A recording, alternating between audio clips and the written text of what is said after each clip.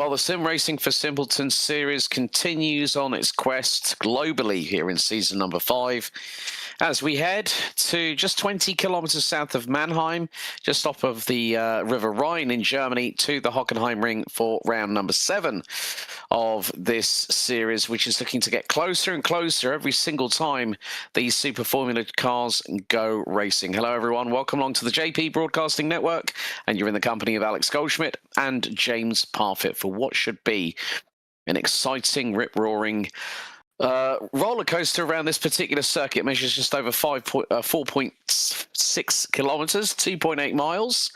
And as you can see, it's going to be 30 laps of racing. But what we also need to do is remind you of how things look at the moment in time. Because last time out, we headed to the Leicestershire, well, the Lincolnshire countryside, and ended up at Donington Park, of all places, for round 6. So JT Smeaton took another win with the maximum haul of 30 points ahead of title protagonist Gabriel Hopp, with Adam Merchant rounding out the top 3. Jeff Groff and Chris Sears, who looks to have had his best result of the season so far, rounded out the top 5. Delmas Leo, Christian Jasper, Frankie Brzezowski, Brian Long and Cole Willard rounded out the top 10. In what was a bit of a topsy-turvy race. I mean, Donington Park did catch out a few drivers, let's be completely truthful. But then after the dust was settled, well, we have to look at the Drivers' Championship standings. And at the moment, JT Smeaton has a lead of 19 points over Gabriel Hopp. Then Elliot Court now moves his way up into the top 3, just 3 points ahead of JT Smeaton's teammates.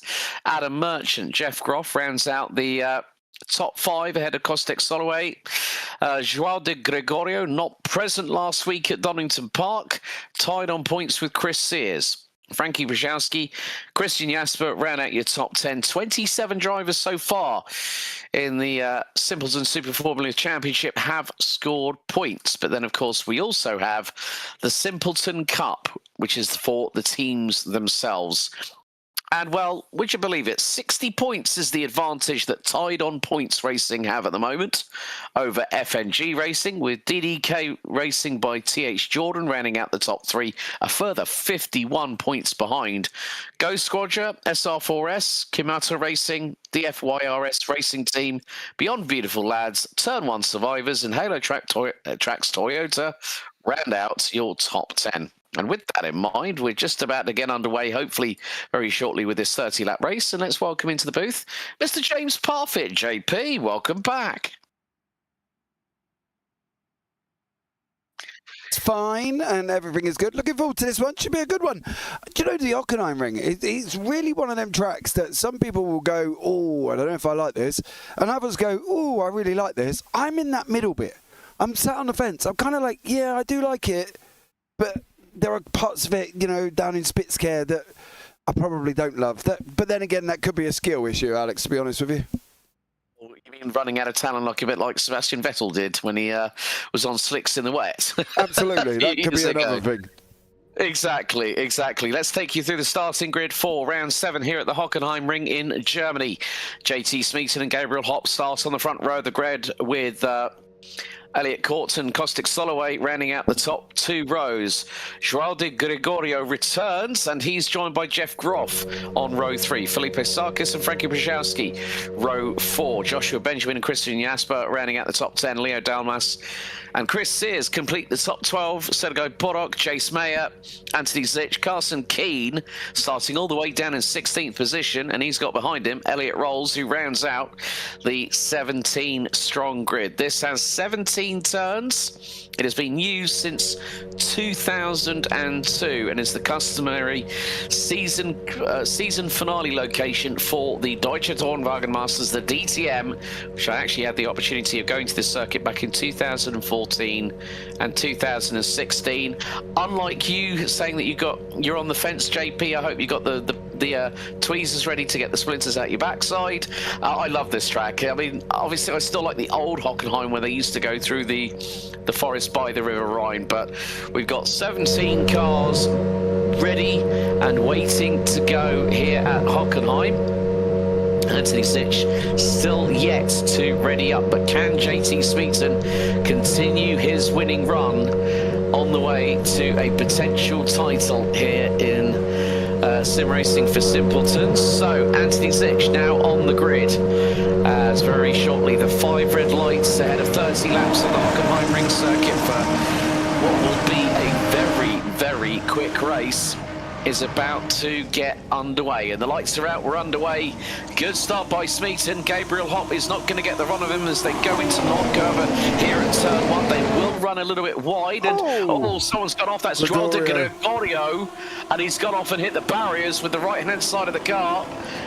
So De Gregorio started P5 and looks to be out. That might be a return to garage early for the Brazilian in the number 8. Yeah, he's gone off on turn 1. I do wonder whether or not that was self-inflicted or not. Jace Meyer as well has also had some drama, big drama there with Sergey. So it could be a mixture of what has happened, but we will have a look back at these a little bit later on. Of course, this is obviously recorded after the effect.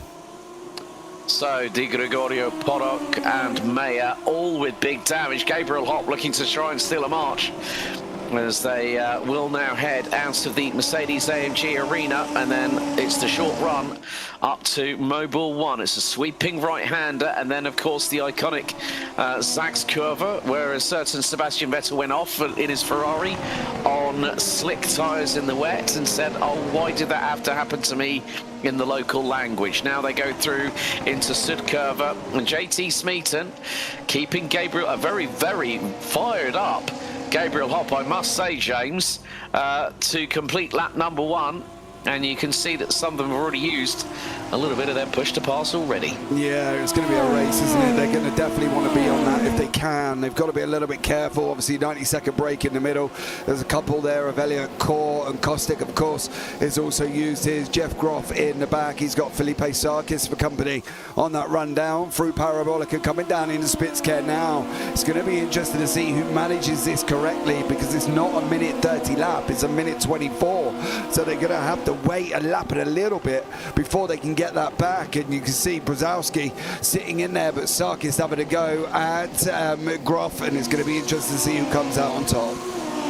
Yeah, Sarkis is going to have the inside line into the Mercedes-AMG arena and manages to just about make it stick as they go through the left-hander, now through out of that corner, and again building the speed into Mobile 1. You can see how fast they are pedaling through this corner, and you've got to be very, very careful. You don't want to run wide, and Jeff Groff has got the likes of Brzezowski and Benjamin closing in on his 6 as they exit through Sachskurve, now on the run to Sudkurve. If anyone might remember when Nico Hülkenberg was on course for a podium. What have you spotted? Oh, did you see Groff on the outside of Sudkurve there? Ran a little bit wide over that sausage curb. It's going to be very, very interesting indeed to see how that one gets on.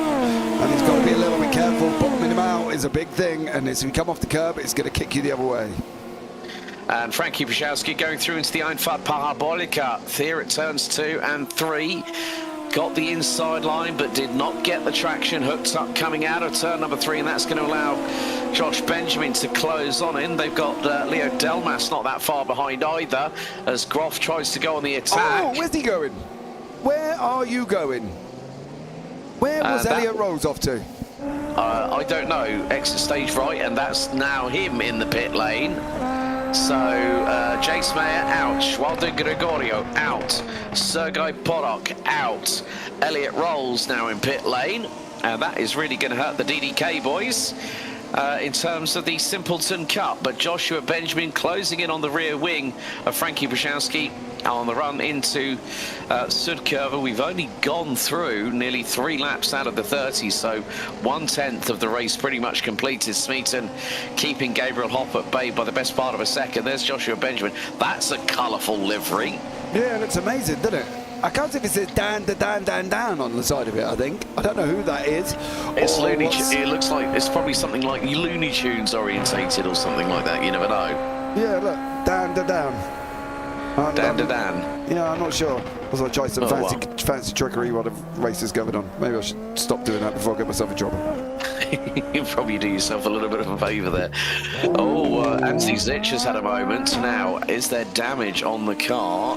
Does not look like it. No, I'm wondering if that is just a run into Parabolica, Eintracht Parabolica, and he's gone in a little bit too fast and gone through the corner rather than coming out the other side. But Brzezowski at the moment is putting Groff under pressure. He's got Benjamin, and now Dalmas has also joined the party as well. We've got a little bit of a four-car fight as we come into Mercedes there. Oh, yeah.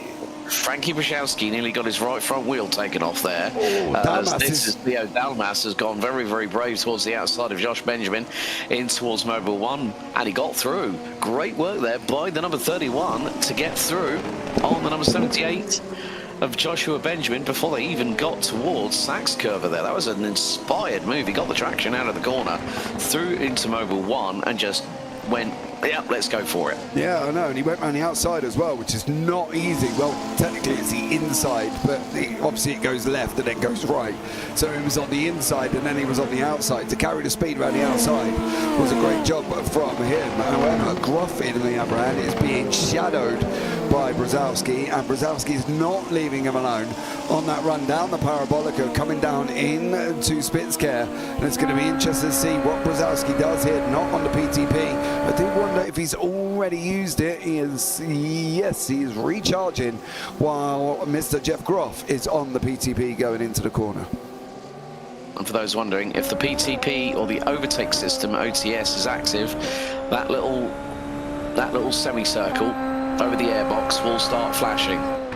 But Brzezowski doing what he can. I mean, he's kept Jeff Groff very, very honest in terms of the opening 5 laps. So we're basically a sixth of the way through this 30-lap encounter here at the Hockenheim ring. Of course, there's still a few more rounds to go until the end of this series, but it will be as normal business as usual this coming early Monday morning if you're in the UK, or Sunday evening if you're in the States. But Elliott Court is now starting to try and close in on Gabriel Hopp, and JT Smeaton just puts in the fastest lap of the race, 1:19.352.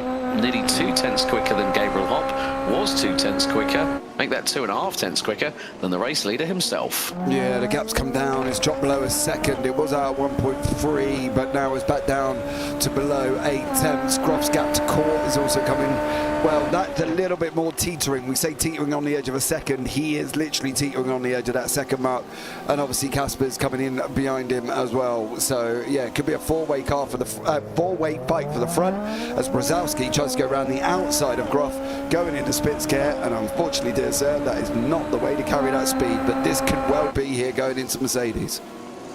Well, he's got the P2P active at the moment, nearly got the inside line at that particular moment, but Jeff Groff through the Slim Shady round the outside got the job done, and they're both on the P2P at the moment, or they might be through the recharge phase as we speak, as they go through Mobile 1 into Zagskjova. Very adverse camber to the left-hand side.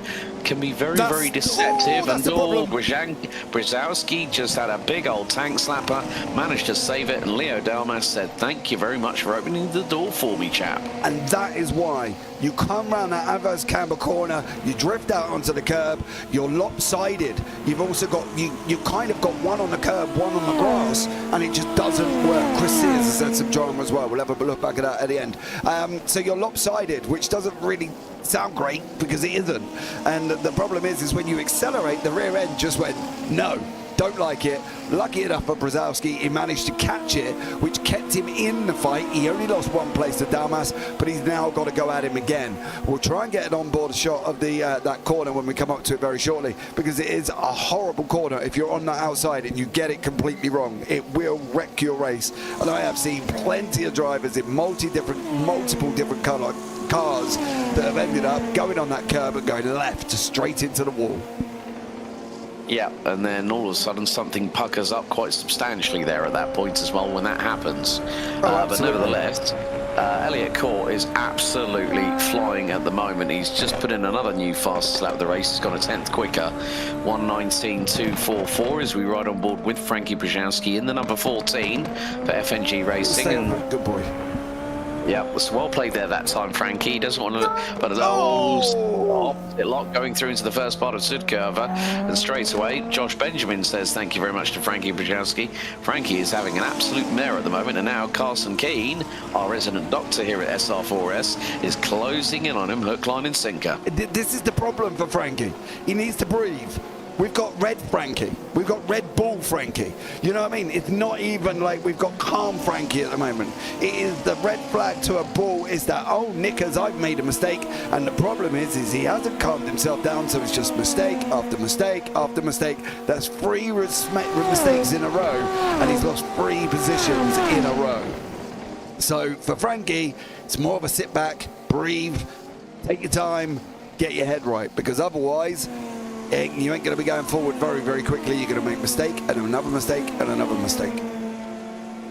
Yep, that's very true there, and that's over the course of the last 3 laps that's actually happened for Frankie. So he's got to be very, very calm and let the car start working with him rather than him fighting the car and trying to get a little bit closer to the opposition, but then throwing all that hard work away. That's one of the biggest problems here at the Hockenheim ring. If anyone might remember their old Formula One history, this circuit used to be about 6.6 kilometers long, and what they did was they went through the forest. And then I still remember when Nelson Piquet tried to, I think it was with Elio De Angelis or somebody, he tried to kung fu kick them because the other guy took him out on the chicane that they had. Because you had a banked right-hander which went into a very, very close chicane that was guarded by tyre barriers, and Piquet got yeeted into the shadow realm, got angry, and then just decided to channel his inner Bruce Lee. But Elliott Court now closing in on Gabriel Hopp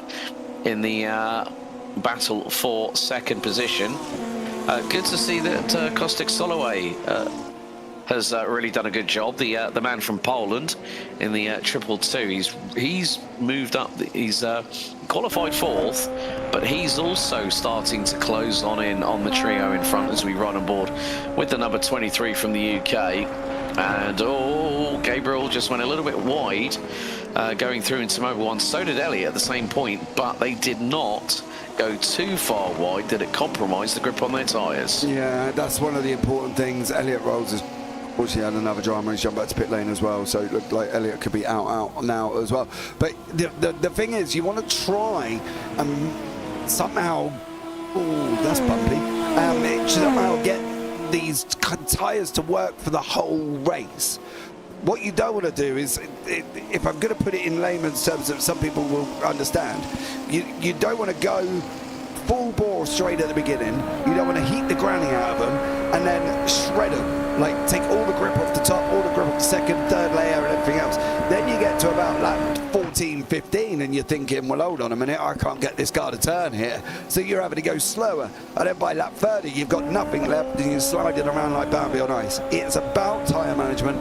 And this can be tough on tyres as well. You know, you've got this right-hander sweeper, then you're into a left, then you're into a right, then you're right again, left. You know, there's a lot of changes. So they've got to make sure that they can make these tyres last. And if you can't, well, you might be in a little bit of trouble by the end. However, Frankie Brzezowski is starting to get his head right and starting to come back at Carson Keane again. That's the thing, you've got to get into a rhythm here at the Hockenheim ring. It's not an easy circuit to master, and I've seen, you know, I've been here with the circuit in real life, and that tarmac on that start-finish straight is not perfect. It's far from perfect, and when you have cars screaming around there, and at that point you had Formula 3 Europe, what was known as the F3 Euro Series back in those days, as that was a big, big moment there for Carson Keane coming out of Sudkurva. But Frankie Brzezowski still trying to close him down. Gabriel Hobbs Bing has been is having a bit of a modus interruptus at the minute. Or has he gone out of the race? That's the big problem here. No, it's his ping. It's all over the shop. Yeah, it's www. Ain't quite www. Let's put it that way. And unfortunately, they're causing a little bit of an issue. But I'm sure it might, hopefully, might settle down as we go on through the race. But we're on board with Elliott Court here. Brzezowski's dropped back. It looks like he may have made an error. He's just lost about 4.5 tenths through Spitzkare, and moving on from that. The interesting thing as well, though, the version that we've got now of this circuit, we didn't get till 2002. So in conjunction with other circuits that have been around a lot longer, the circuit really is still quite young. It's still quite a baby in considering, you know, if you're looking at Thruxton, that hasn't changed for years, and Silverstone, that hasn't changed for a while, and there's a couple of others as well, Brands Hatch GP and stuff like that. But for this circuit, it's quite an interesting makeup. Now, would you have wanted the old layout as well, where you do run out in the forest and you're 4.5 mile long and you're going down Clark and then you're coming into centre curve, and it is very long, Alex. I'm not quite sure how the racing would have been from today's Formula 1 to what it would have been like back then. There wasn't more cars on the grid as well, wasn't it? 26? Yeah, well, the thing is that there was more like nearly 30, because back in the day, in like the 1990s, you had pre-qualifying in Formula 1. Yes, so 107%, wasn't it? 107% rule, and you had like about 30 plus cars and drivers trying to get through into get through from pre-qualifying into qualifying itself, and that was no easy possibility. And one of the good things about this circuit here, Gabriel Hop, is not well, I think is the back end's having more twitches than a salsa dancer's hips at the moment. But Elliott Court, I've just noticed he's got just under 160 seconds of that push to pass still to go. So Elliott Court using this actually quite strategically. Stay off him for a minute. So yeah, so I think in this aspect, you know, Elliott is the fastest driver out on the circuit.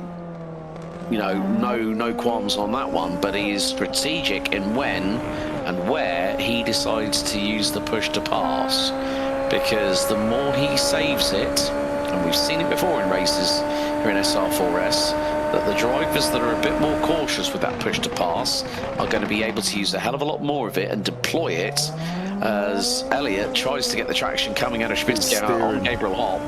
And yeah, I think just over-rotated on the steering a little bit, right hand down, and it just meant that the car was not getting the traction on the rear end. No, he couldn't go anywhere. You saw him hit the accelerator. Now, whether or not he just floored the accelerator, because he's lost a lot of time through Mercedes as well. And the back end was just like, oh, no, I don't do it that way. And basically, he just couldn't get the power down, hence he was left hand down trying to go right at one point. Gabriel Hop's going to be a little bit more careful on the old incidents. Don't want to be getting caught out on that one, because he has run wide quite a few times, got a little bit of a wiggle going over the last sausage curb, wide again as well. That's at least 2 he's picked up just on this lap alone, so he is going to have to be a little bit more smarter with how he's playing this at the moment. But Elliott Court is closing in. Carson Keane is actually closer to Joshua Benjamin than Brzezowski is to him, so unfortunately the red flag that we may have had from Frankie Brzezowski may still be happening. So we are fast approaching the end of lap number 14 as Elliott Court, with a big old run down the Parabolica, dives to the inside of Gabriel Hop, tight on the apex by the 23. That was poetry in motion by Elliott Court to get through on Gabriel Hop at one of the hardest braking zones on the circuit itself at Spitzke. Yeah, he set him up though. He's been setting him up for laps, bro. Like the last 2 or 3 laps, he's been setting him up. He's seeing what Elliott did, and this is where you're going to have to give him props. Is if you go back on the broadcast and you've already missed it, you'll see him every single lap. He'll put the car on the inside and he'll go, so what's he going to do? What, you know, I'm here, what are you doing? And Gabriel didn't really do anything for him, and Elliott just thought, well, if you're going to do that, and I've done this for 2 laps in a row, next lap I'm going to send it, son. And that's exactly what he did. He just set him up, tested the water almost, you know, he almost dipped a toe in just to see if it's too cold, because we've all been there. But he just, in the final one, he just thought, right, it's hot enough, I'm going for it. And Elliott Court did it. Fair play to him. Yeah, he's just set the unofficial fastest lap of the race. He's just done a 1:18.9. Not the recognised fastest lap of the race, folks, because exceeded track limits, I would imagine, on that front. We did see that a couple of times there from Elliott, but he is now starting to catch JT for the race lead, and you would hazard a guess that Elliott Court is leaving a lot of that push to pass the OTS system in reserve, ready to throw the haymaker at JT Smeaton, who has taken the majority of victories this season here in SR4S. But Elliott Court, when we first, I think it was a couple of seasons ago, he joined us here, and he instantly made an impression. And now, again, we're seeing a driver like him who hasn't had the, let's be completely honest, the best start to the season here in Season 5. But as the races have gone by, Elliott's been able to get a handle on the car and tune it to his liking, and also to the point where he knows that he can be competitive with the drivers around him.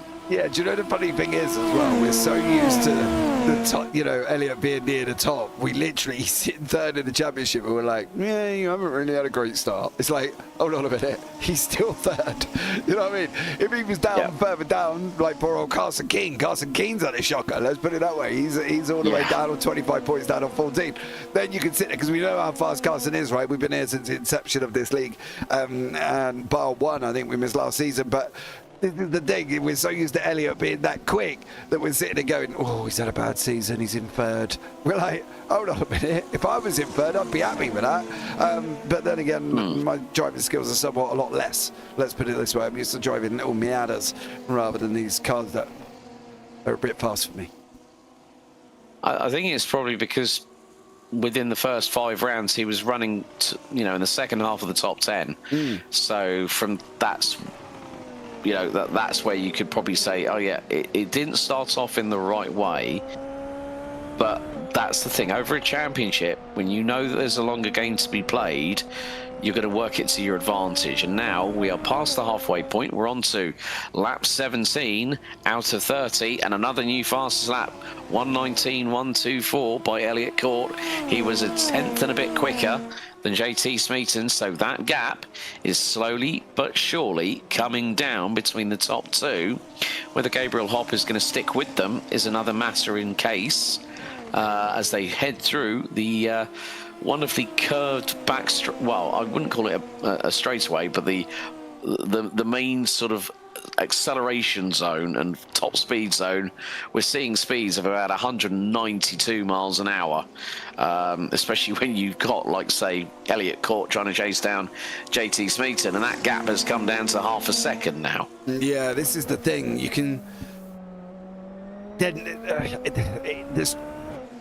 we're playing chess, but not on a chessboard, because at the moment, no PTP, no PTP, no PTP.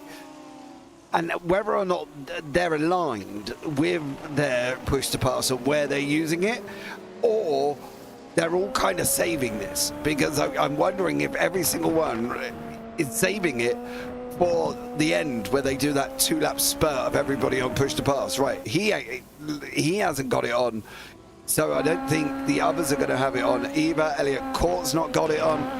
What about Gabriel Hopp? Has he got it on? No, he hasn't got it on either. So we are in a game of chess. The question is when's the checkmate gonna come, and who's played what part of the chessboard? Because it's very much of making sure I've got PTP to defend from him, but I've got PTP to attack him. And at the moment, we're sitting there staring with both queens face to face at the moment, and nothing's actually happened. I should say kings, really, because they're men, but both kings staring face to face at the moment, and nothing's really going to happen. Yeah. Yeah, I can. Yeah, it's like who's waiting to put down the Uno reverse when everyone else hasn't got it? Yeah, it's like the guy sat there with a big 4 plus 4 on everybody's twos, which apparently, according to Uno now, you can't actually do that. That was a rule that was just made up somehow. But anyway, go digressing. But yes, that's what I mean. It is like that Uno reverse card that you're like, when am I going to put this down? Because I don't want to lose this. But this is the two things here as well. Who's going to knock the king? Is anybody going to resign? When's the PTP going to come out? Because it's got to come out, because you aren't... This is the thing. You don't want to lose or leave everything on you don't want to leave anything on the racetrack, because what's the point? You know, if you're sitting there with 160 seconds left, you know you've got 2 minutes, and you're only doing a minute 19. So lap 29 and 30 can be under full PTP conditions, which may sound bonkers, especially for the likes of Elliott Court, because he's relying on his own natural pace. And last time out, he was about 600ths of a second quicker than JT on this one as well. So Elliott is relying on natural pace ability and his natural draft and the natural downforce of the car. You know, and you can see that these two have decided they're going to step the pace up, because Mr. Gabriel Hopp, we've kind of gone the wrong way. And at the moment, away from this, he's dropped off towards the end of this. So the chess is now, you know, coming to in that final phase, but who's going to play what piece? Yeah, it all comes down to that seminal moment, as if, you know, right place, right time, right thought process. And the thing is, I think what you're saying with regards to Elliott, I think is absolutely spot on. Like, the way he is just keeping JT rather honest. And also, the good thing is for Elliott, this is actually helping him to save fuel as well, considering the fact I've just seen a top speed recorded by Elliott Court, 204 miles an hour. He's gaining 6 miles an hour in the slipstream, and has just unfortunately lost his fastest lap, which would give him an additional point, because Jeff Groff has just stolen that away from him. Oh, he's on the PTP. He's got 133. He's got 133. Do you know what, JT? I do love you, but I wish you'd use it so we can see how much you've got. So we've got 133 for Elliott Court on lap 20. What has JT got? Left. Elliott's going for it. Oh, no! Oh dear. And that has given Gabriel Hopp. Oh, well, that's not going anywhere. That's 3 wheels on the wagon. It was, you know what? Elliott knew that he had to do something. And where is JT in all of this? Still in second position, but I would imagine that car is suffering a little bit. Oh, yeah, you can see it's going to have a mechanical black flag. Left side pod is off the car. Yeah, he's definitely got damage. The question is, he has not got a meatball, which I'm quite surprised about on that one. It isn't showing up, but then again, I suppose this is the after effect. Is it on the replay? So, but you can see pieces all over the place. You're going to find out here whether or not Kostic's going to get through, and he has. He hasn't been as quick as JT all evening. No offense, Kostic. I'm not, you know, belittling you or anything along them lines, but you haven't. So for you to all of a sudden be up at what are you topping? 170. I suppose JT's still in the draft at the moment. Yeah, he's pretty much similar on pace, and so we'll see how JT can recover on this. To be honest with you, I think with that is gonna be providing so much drag, because for those wondering, that is the radiator. Then you've also got part of the exhaust manifold, and everything's exposed. So that is going to hamper JT Smeaton's aerodynamic properties. I just saw that on the back of the airbox. Chick-fil-A side is on there. There we go. There you go. That's the inner workings of a Super Formula car there, folks. Very, very compact engine and a big radiator. Yeah, it is. Literally the side of it on there as well. I do love the fact that they got the heat shield in pure gold on that car as well. So great job from the builders of this one. JT still managing to do a very successful job, albeit very slowly, because he's just lost 1.8 seconds. He has got bad drag, no pace. Kostic run away. But I can tell you one thing. If there's ever a time for Gabriel to go and do the lottery, now would be it. Because he has just come out on top very successfully out of this one, albeit luck on his side. He's probably beginning now you said that. Mate, I would be. If I've just watched the 2 leaders have an absolute ding-dong, I would definitely go and think, result, I'm going to do the lottery, because, you know, it's definitely worth doing on that one. But Gabriel doing a great job. It's as well, Elliott Court still in pit lane, and I think that's probably going to be him out for the majority of this one. It is. He's out. Sears is out. Rolls is out. And Di Gregorio is out at Jace Meyer, who we will have a look. And it does look like Joshua Benjamin, after doing such a good job, may have just had some drama as well.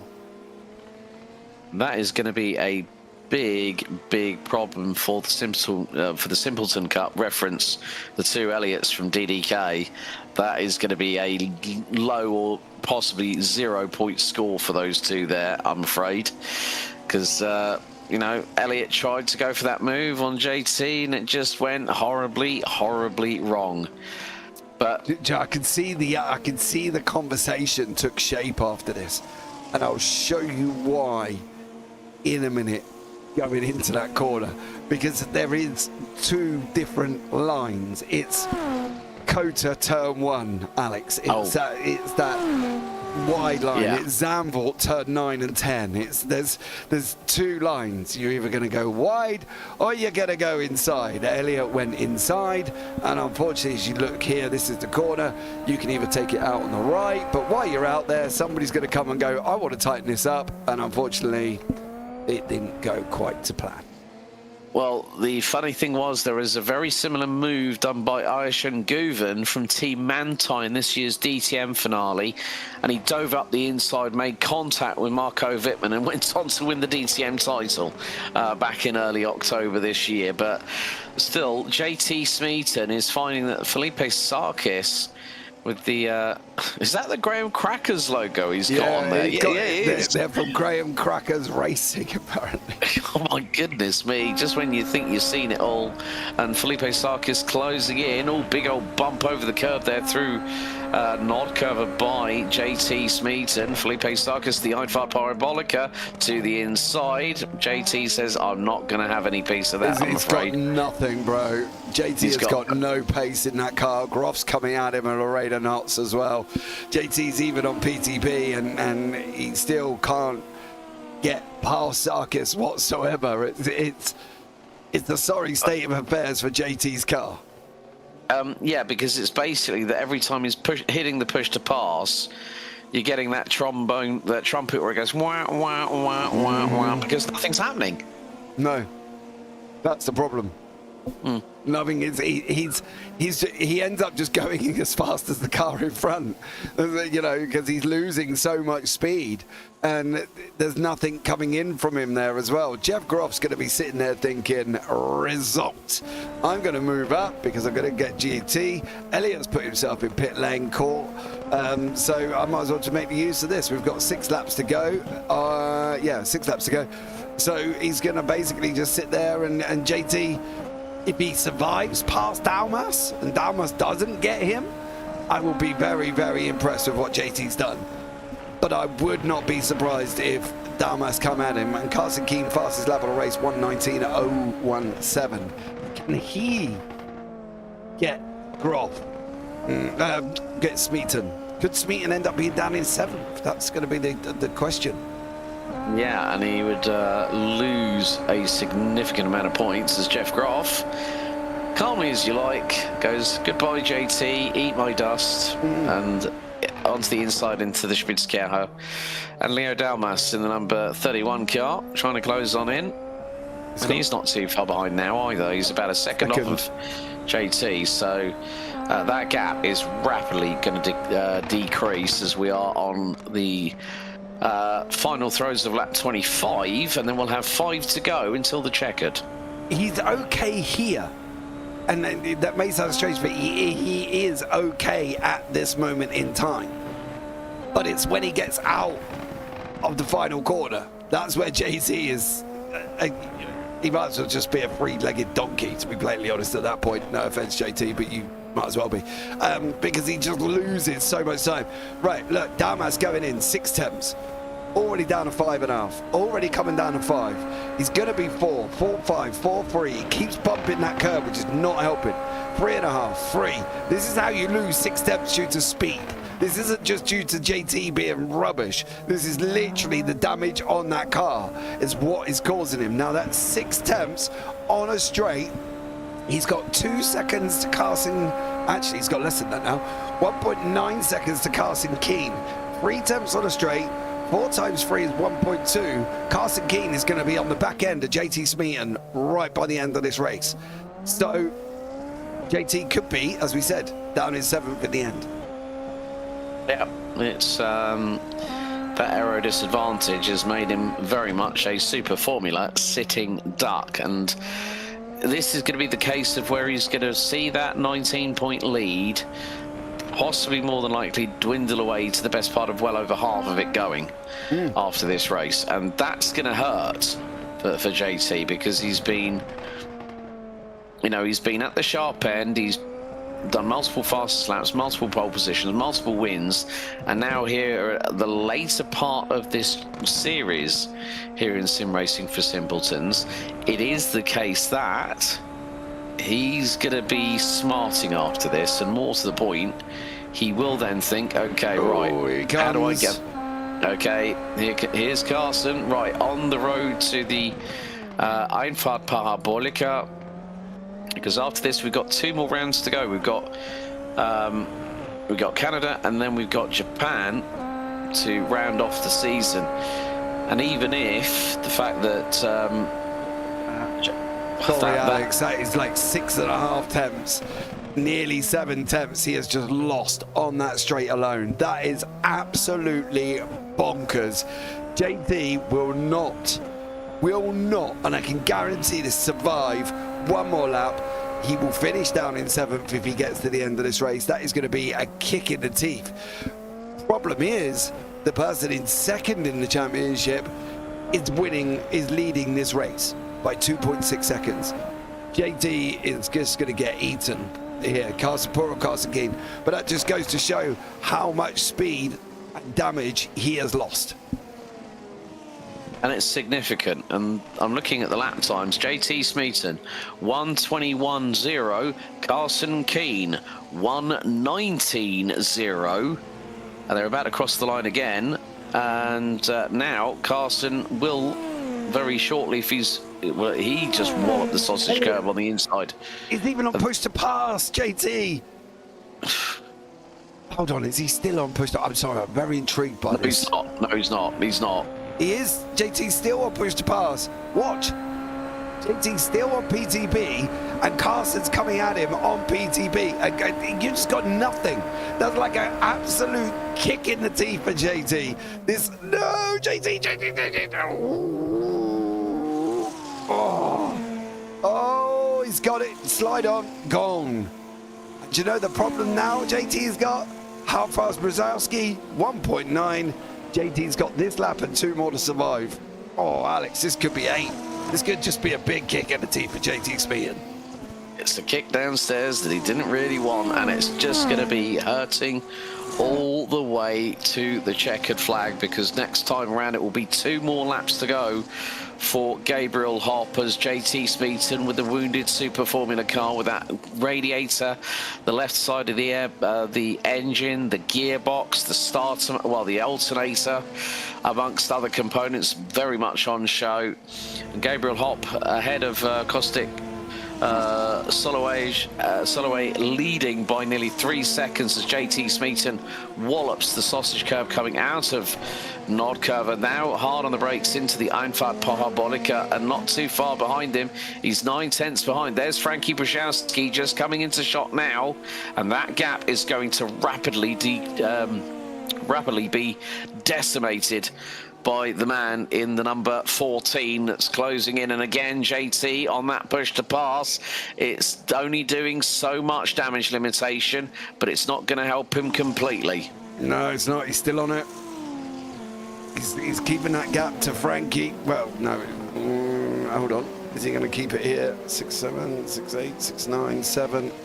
He is, but he's using all of everything he's got. He is literally taking everything he's got. Frankie's not even on his, which I'm surprised about. Literally, JT is using it for this whole entire next session, next lap, because he has to be. Frankie's got to start. Frankie's got even left. He needs to go after him soon. And the white flag is out, and Gabriel Hopp has just set the new fastest lap of the race. 1:18.652 by the man from Brazil. And he's leading by nearly 3 seconds, and he will be, at this moment in time, 30% of the way through the circuit, so he'll be coming down the Einfahrt, down the Parabolica as we speak, heading to Spitzkehre for the final time. And JT Smeaton, 20 to go. 20 seconds. Brzezowski on 40. So Brzezowski is going to get him. Look at that closing rate of speed. Here we go to the outside at Spitzkehre. Brzezowski, will he get it done? He is going to try, and I would have gone on the inside if I'm completely honest with you there. JT dictated where he went. Exactly. Now, Frankie's got to try and do something here. Is he going to throw the Slim Shady around the outside of the Mercedes arena? No, he nearly loses the back end. But in the meantime, Gabriel Hopp has been given a big old lifeline. He closes the gap to JT Smeaton. He wins here at Hockenheim at this particular round of the season with 2 rounds to go at Montreal and Suzuka. Kostek Soloway takes P2. Felipe Sarkis from Graham Cracker Racing rounds out the top 3. Jeff Groff 4th. Leo Delmas, Carson King, JT Smeaton just about hangs on to P7 ahead of Frankie Brzezowski. Anthony Zitch in about 15 seconds time will come across the line to take P9, and there is the man from SR4S. Anthony's had a bit of a difficult one tonight, but he's one of the biggest movers up the order. Carson Keane made up 10 spots in this race. Josh Benjamin in 10th, and then we've got 2 more runners left to go. Christian Jasper coming across the line, and with it takes the fastest lap of the race, a 1:18.646. Sergei Podok, the last of the classified runners and riders, will finish 12th, and the last one to finish after 30 laps. Elliot Court retiring on lap 20. Chris Sears and Elliot Rolls retiring on lap 6. Joao de Gregorio and Jace Mayer retiring on the opening lap of the race. But we're gonna have a look at some of the. Oh yeah, he got a hit. He got a hit. Yeah, I couldn't quite get there quick enough on the chopper, but I think he got a. Did he get a hit? Oh yes. No, he did not. He got tinted. Oh, he got netcoded. Yeah, watch. Who was to his inside? Was that Brzezowski? Yeah, Brzezowski. Watch. All of a sudden, bang. Netty Cody, goodie bye. Whether or not that was netcode or a massive amount of stops there for poor old Gregorio, and he just runs off the side of the circuit. This is Jace Meyer and Sergei Porok. I think this is where they may have had contact again. Jace is on the inside. He gets a tag from Podok from behind, and they both go sympathy spinning. Does he and I can't work that one out, to be honest. It was the slightest touch. You check out the front. Oh, Alex. It was a nudge, a slight nudge. Yeah. Front wing to rear diffuser on that. Yeah, and unfortunately both of them ended up in the wall. This is obviously what happened to poor Mr. Elliot Rolls. He had his own little bit of a drama, of course, throughout this race. It was a couple of times and then ended up in pit lane. Going somewhere, and unfortunately it just goes off the side of the circuit. This is his pit lane entering incident. Oh, you're on a straight, boys. That was with Anthony Zitch, wasn't it? Is it Zitch on the outside? No, it is not Jasper. Carson. Was it Carson? No, who is that in front?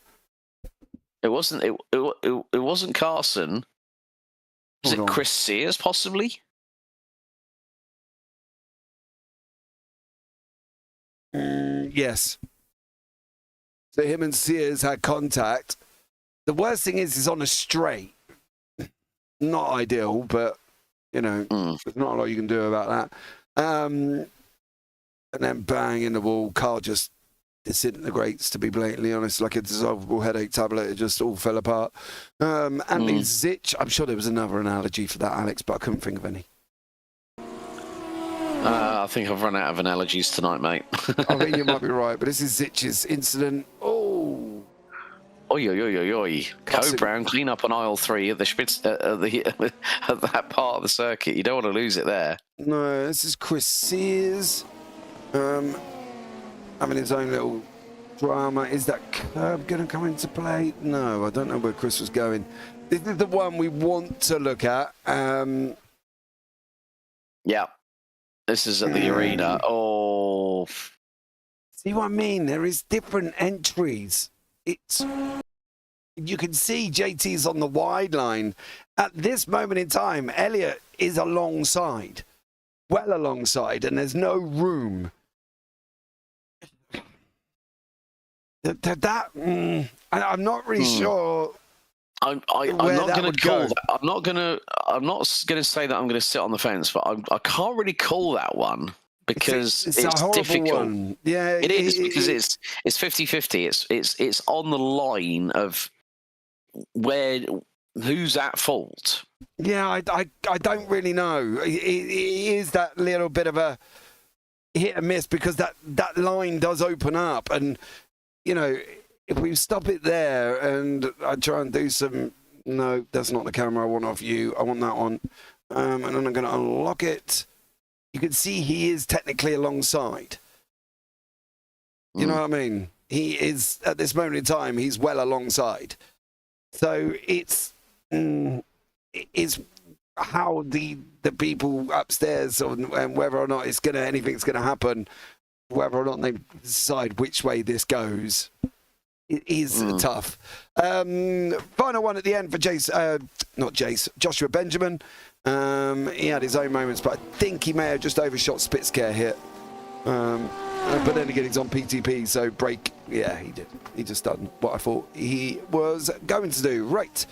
That is it, dear sir. Let's do the results. So Gabriel Hopp closes the gap to JT Smeaton by taking the victory after 30 laps here at the Hockenheim ring.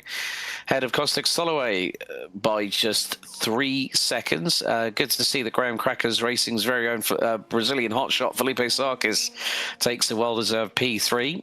Jeff Groff, Leo Dalmas, Carson Keane, JT Smeaton, Frankie Brzezowski, Anthony Zitch, and Joshua Benjamin round out the top 10. Christian Jasper and Sergei Podok were the last of the classified runners and riders in this race, with Elliot Court and Elliot Court retiring on lap 20 on a very, very big lap 20. Sergei Podok finished quite a few laps down anyway. Chris Sears out on lap 6. Elliot Rolls out early, as well as Joao de Gregorio and Jace Mayer as well. But Gabriel Hopp closes that gap, more importantly, to when we head to what will be the Circuit de Gilles Villeneuve on the 16th of November for the penultimate round 8 out of 9, and it's still all to play for in the drivers' standings with 2 rounds left to run. Yeah, I wouldn't go anywhere. I wouldn't want to miss the end of this one because it's going to be an absolute epic ending season here. So, yeah, stay tuned. That's all I can say on that.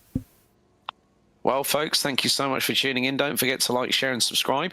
And whilst you're at it, plenty of racing still to come here on the JP Broadcasting Network. But join us on the 16th of November when we head from the Rhine region of Germany to Quebec in Canada, as Montreal will be the penultimate battleground of this season of Sim Racing for Simpletons, round 8 out of 9. So that's it from myself, Alex Goldschmidt, and James Parfitt. Thank you so much for your company. Thank you so much for joining us. And as always, race hard, race fair, and if in doubt, well, you better go flat out. We'll see you next time at Montreal. Good night.